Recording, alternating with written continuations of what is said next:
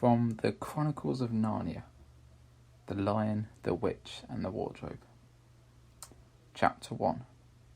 Lucy looks into a wardrobe. Once there were 4 children whose names were Peter, Susan, Edmund and Lucy. This story is about something that happened to them when they were sent away from London during the war because of the air raids. They were sent to the house of an old professor who lived in the heart of the country, 10 miles from the nearest railway station and 2 miles from the nearest post office. He had no wife, and he lived in a very large house with a housekeeper called Mrs. Macready and 3 servants. Their names were Ivy, Margaret and Betty, but they do not come into the story very much. He himself was a very old man, with shaggy white hair which grew over most of his face, as well as on his head, and they liked him almost at once.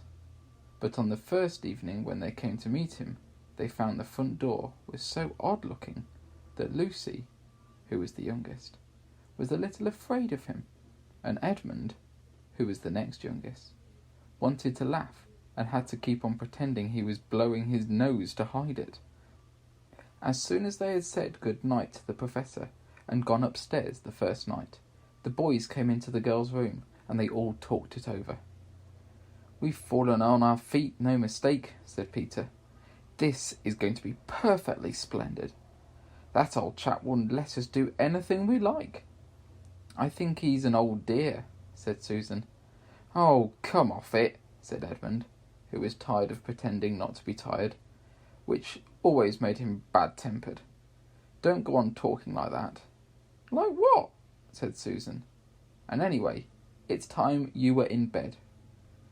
"Trying to talk like mother," said Edmund. "And who are you to say when I'm going to bed? Go to bed yourself." "Hadn't we better go to bed?" said Lucy. "There's sure to be a row if we're heard talking here."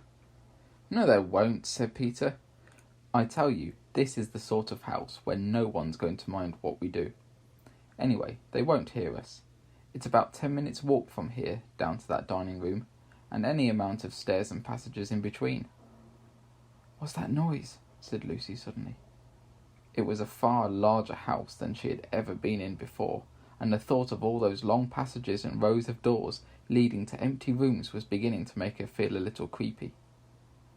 "It's only a bird, silly," said Edmund. "It's an owl," said Peter. "This is going to be a wonderful place for birds. I shall go to bed now. I say, let's go and explore tomorrow. You might find anything in this place. Did you see those mountains as we came along? And the woods? There might be eagles. There might be stags. There'll be hawks." "Badgers," said Lucy. "Foxes," said Edmund. "Rabbits," said Susan. But when the next morning came, there was a steady rain falling, so thick that when you looked out of the window, you could see neither the mountains nor the woods, nor even the stream in the garden. "Of course it would be raining," said Edmund. They had just finished their breakfast with the professor, and were upstairs in the room he had set apart for them, a long, low room with 2 windows looking out in one direction and 2 in another. "Do stop grumbling, Ed," said Susan. 10 to 1 it'll clear up in an hour or so. And in the meantime, we're pretty well off. There's a wireless and lots of books." "Not for me," said Peter. "I'm going to explore the house." Everyone agreed to this, and that was how the adventure began. It was the sort of house that you never seem to come to the end of, and it was full of unexpected places. The first few doors they tried led to only spare bedrooms, as everyone had expected that they would. But soon they came to a very long room full of pictures, and there they found a suit of armour, and after that was a room all hung with green, with a harp in one corner, and then came 3 steps down and 5 steps up, and then a kind of little upstairs hall, and a door that led out onto the balcony, and then a whole series of rooms that led into each other, and were lined with books, most of them very old books, and some bigger than a Bible in a church. and shortly after that they looked into a room that was quite empty, except for one big wardrobe, the sort that has a looking glass in the door. There was nothing else in the room at all, except a dead blue bottle in the windowsill. "Nothing there," said Peter, and they all trooped out again. All except Lucy. She stayed behind because she thought it would be worthwhile trying the door of the wardrobe, even though she felt most sure that it would be locked. To her surprise, it opened quite easily, and 2 mothballs dropped out. Looking into the inside, she saw several coats hanging up, mostly long fur coats.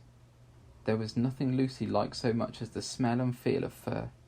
She immediately stepped into the wardrobe and got in among the coats and rubbed her face against them, leaving the door open, of course, because she knew that it was very foolish to shut oneself in any wardrobe. Soon she went further in and found that there was a second row of coats hanging up behind the first one. It was almost quite dark in there, and she kept her arms stretched out in front of her so as not to bump her face into the back of the wardrobe. She took a step further in, then 2 or 3 steps, always expecting to feel woodwork against the tips of her fingers, but she could not feel it. This must be a simply enormous wardrobe, thought Lucy, going in further and pushing the soft folds of the coats aside to make room for her. Then she noticed that there was something crunching under her feet. "I wonder, is that more mothballs?" she thought, stooping down to feel it with her hand. But instead of feeling the hard, smooth wood on the floor of the wardrobe, she felt something soft and powdery and extremely cold. "This is very odd," she said, and went on a step or 2 further. Next moment she found that what was rubbing against her face and hands was no longer soft fur, but something hard and rough and even prickly. "Why, it is just like branches of trees!" exclaimed Lucy. And then she saw that there was light ahead of her, not a few inches away where the back of the wardrobe ought to have been, but a long way off. Something cold and soft was falling on her. A moment later she found that she was standing in the middle of a wood at night time, with snow under her feet and snowflakes falling through the air. Lucy felt a little frightened, but she felt very inquisitive and excited as well. She looked back over her shoulder, and there, between the dark trunks, she could still see the open doorway of the wardrobe, and even catch a glimpse of the empty room from which she had set out. She had, of course, left the door open, for she knew that it was a very silly thing to shut oneself in a wardrobe. It seemed to be still daylight out there. "I can always get back if anything goes wrong," thought Lucy. She began to walk forward, crunch, crunch, over the snow and through the wood towards the other light. In about 10 minutes she reached it and found that it was a lamppost. As she stood looking at it, wondering why there was a lamppost in the middle of a wood, and wondering what to do next, she heard the pitter-patter of feet coming towards her. And soon after that a very strange person stepped out from amongst the trees into the light of the lamppost. He was only a little taller than Lucy herself, and he carried over his head an umbrella, white with snow. From the waist upwards he was like a man, but his legs were shaped like a goat's. The hair on them was very glossy black, and instead of feet he had goat's hooves. He had also a tail, but Lucy did not notice this at first, because it was neatly caught up around the arm that held the umbrella, as to keep it from trailing in the snow. He had a red woolen muffler around his neck, and his skin was rather reddish too.